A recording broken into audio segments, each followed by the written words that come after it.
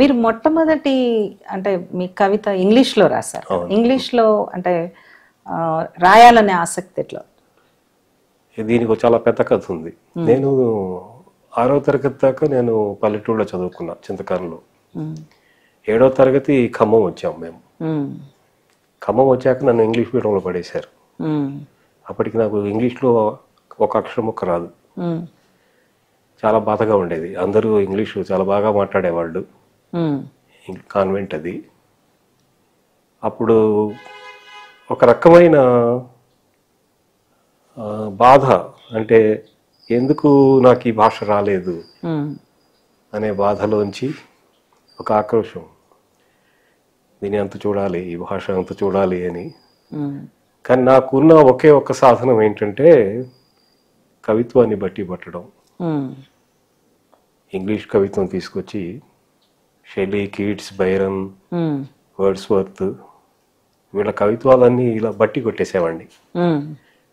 కథల పుస్తకాలు, నావెల్స్ ఎక్కువ చదివేవాడిని. English novels, Thomas Hardy, Virginia Woolf లాంటివి బాగా ఎక్కువ చదివేవాడిని. జేమ్స్ జాయిస్.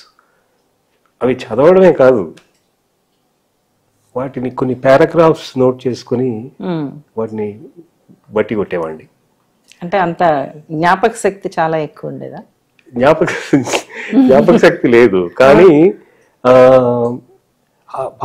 వాక్యాన్ని అర్థం చేసుకోవాలి. వాక్యం ఎలా తయారవుతోంది, ఇది తెలుగు వాక్యానికి భిన్నంగా ఎలా ఉంది అనేది నేర్చుకున్నాను నేను. అప్పుడు అందులోంచి ఇంగ్లీష్ మీద ఆసక్తి పుట్టింది. ఇంగ్లీషు పత్రికలకి రాయడం అంటే అది చాలా చిన్న వయసు. ఎవరైనా మీకు టీచర్స్ హెల్ప్ చేస్తారా? లేదు లేదు, ఏమాత్రం లేదు. లేదు, కేవలం నా సొంత శక్తి మీద ఇంగ్లీష్లో రాశాను. సానెట్ అంటే నాకు చాలా ఇష్టం. షేక్స్పియర్ సానెట్స్ అంటే చాలా ఇష్టం. చాలా సానెట్స్ అప్పుడు నోటికి వచ్చేవి. అంటే అవి తేలిక కదా, 14 లైన్లు ఉంటాయి కదా. అందుకని నేను, కానీ సానెట్ని సానెట్ లాగా కాకుండా కొంచెం ఆధునికమైన భావాలు ఉండేటట్టు, ఆధునికమైన నిర్మాణం ఉండేటట్టు ఆ 14 లైన్లే తీసుకుని కవిత్వం రాశాను. ఇది 10th క్లాస్లో. ఇది రాసినప్పుడు అది ఏం చేయాలో తెలియలేదు. ఒక ఫ్రెండ్ వచ్చి ఇది మనం పత్రిక పంపుదాం, సరదాగా ఏమవుతుందో చూద్దాం అని పంపించాడు. వాడు అది ఇలస్ట్రేటెడ్ వీక్లీ ఆఫ్ ఇండియాకి పంపాడు. బ్రిటిష్ నంది అప్పుడు ఎడిటర్ దానికి. ఆయన 3 పోయమ్స్ పంపాడు. 3 ఒకటి ఆయన వెంటనే రెస్పాండ్ అయ్యాడు. 15 రోజుల్లో ఆయన రెస్పాన్స్ ఇచ్చారు ఆయన. అది పెద్ద చాలా హ్యాపీగా అనిపించింది కదా. అసలు ఏంటిది, బ్రిటిష్ నంది ఎవరు, అసలు గొప్ప జర్నలిస్టు, కవి, అలాంటి వాడు మనకి 15 రోజుల్లో ఎడిటర్ పైగా రెస్పాన్స్ ఇచ్చేసరికి అసలు చాలా, అది పెద్ద ఇన్స్పిరేషన్ అది.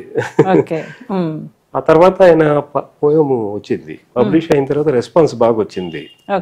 బాగా వచ్చిన తర్వాత ఆయన ఒక ప్రపోజల్ పెట్టారు బ్రిటిష్ నంది. అంటే నేను ఉత్సాహపరచడానికి నేను ఒక ఆలోచన చేస్తున్నా, నువ్వు ఏం రాసినా అంటే నువ్వు సానెట్ రూపంలోనే రాయొద్దు, మార్చుకో, నువ్వు మార్చుకొని నెలకొకటి నాకు రాయి, ప్రతి పోయంకి నీకు 75 రూపాయలు ఇస్తాను అని చెప్పి ఆశ పెట్టాడు ఆయన.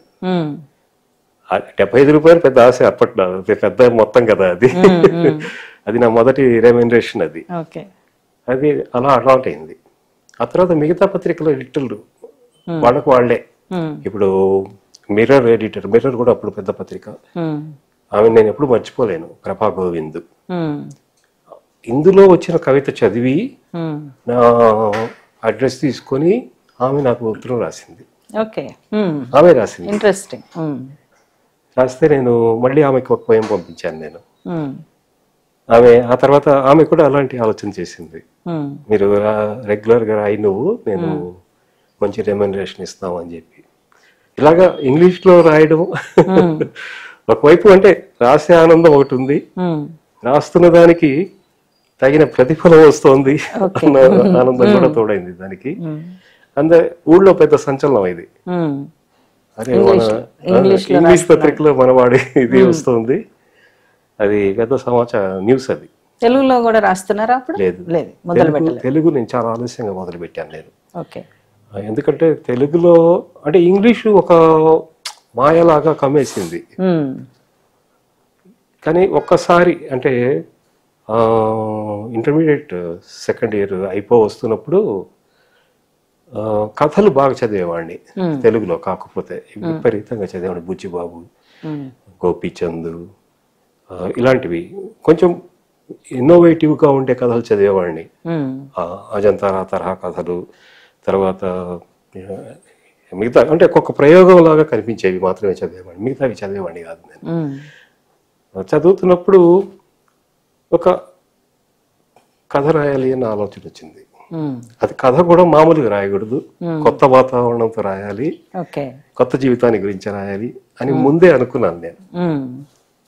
అంటే ఒక రకంగా ఇన్వెస్టిగేటివ్ జర్నలిస్ట్ ఫిక్షన్ చేశాను నేను. అప్పుడు వచ్చింది అడవి కథ. అంటే ఒక కుర్రాడిని కనీసం 2 నెలల పాటు, సంచార జాతులకి సంబంధించిన ఒక కుర్రాడిని 2 నెలల పాటు అబ్జర్వ్ చేసి మొదటి కథ అది అడవి. అది చదివి మధురాంతకం రాజారాం గారు ఆయన చాలా ఉత్సాహంగా ఉత్తరం రాశారు. ఆయన ఎడిటర్ పురాణం సుబ్రహ్మణ్య శర్మకి అడిగి మరీ ఉత్తరం రాశారు ఆయన. రావిశాస్త్రి గారు ఉత్తరం రాశారు. తెలుగు సాహిత్య ఆకాశంలో కొత్త నక్షత్రం పుట్టింది అని ఒక వాక్యం రాశారు ఆయన. చాలా పెద్ద ప్రశంస అది రావిశాస్త్రి గారు రాయడం అన్నది. పైగా రావిశాస్త్రి గారు అప్పటికి అందరికి అంటే సాహిత్య లోకంలో పెద్ద ఒక ఐడియల్ ఫిగర్ కదా. ఇలాగ జరిగింది. అంటే వెంటనే ఒక రకమైన స్పందన వచ్చేసరికి, కానీ కథ నేను ఎక్కువ రాయలేకపోయాను. అదే సమయంలో తెలుగులో కవిత్వం రాయడం అప్పుడు. కానీ తెలుగు కవిత్వం నేను పంపలేదు పత్రికలకి, ఊరికే రాసి పెట్టుకునేవాడిని డైరీల్లో. ఎప్పుడో పంపించాను నేను. అది కూడా నేను పంపలేదు, ఎవరో పంపించారు. అది ఇది ఏదో బాగుందిరా ఇది పంపిద్దాం. మొత్తం ఇంటర్మీడియట్ డిగ్రీ ఫస్ట్ ఇయర్ వరకు నేను నా రచనలు ఏమైనా అచ్చయి ఉంటే అది కేవలం నా స్నేహితుల వల్లనే, నా వల్ల కాదు. వాళ్ళే పత్రికలకు పంపడం, వాళ్ళే ఎడిటర్లకి రిప్లైస్ రాయడం, ఇవన్నీ చేసేవాళ్ళు. సో అంటే ఒక మంచి వాతావరణం అయితే ఏర్పడింది. రాయాలి, నువ్వు రాస్తూ ఉండరా, మేము పంపిస్తూ ఉంటామరా అని ఇలాగా. ఆ స్నేహితుల పేర్లు గుర్తున్నాయా? గుర్తు చేసుకుందాం. అవునవును. ఒక స్నేహితుడు రవి, ఇతను చాలా మంచి మ్యాథమెటిషియన్. వాడు లెక్కల్లో ఎంత స్ట్రాంగో నేను లెక్కల్లో అంత పూరు. బంధం అదే. వాడు ఏం చేసేవాడు అంటే నాకు డైరీలు తెచ్చిచ్చేవాడు.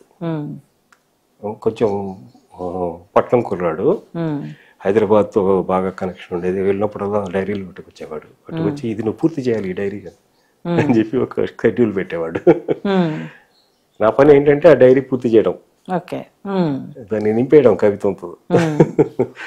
అట్లాగా అంటే అతను చాలా, అంటే నేను ఎప్పటికీ మర్చిపోలేను అతని స్నేహాన్ని. అతను నా అంటే అదే ఆ కవిత్వంలో ఏముంది ఏమిటి అన్నది ఎప్పుడు ఆలోచించుకోలేదు మేము. కానీ అతను చూపించిన ప్రేమ ఏదైతే ఉందో, మీరు రాస్తున్నారు, మిమ్మల్ని ప్రోత్సహించడం. అవును, అది అంటే చాలా అపూర్వంగా అనిపించింది నాకు. అది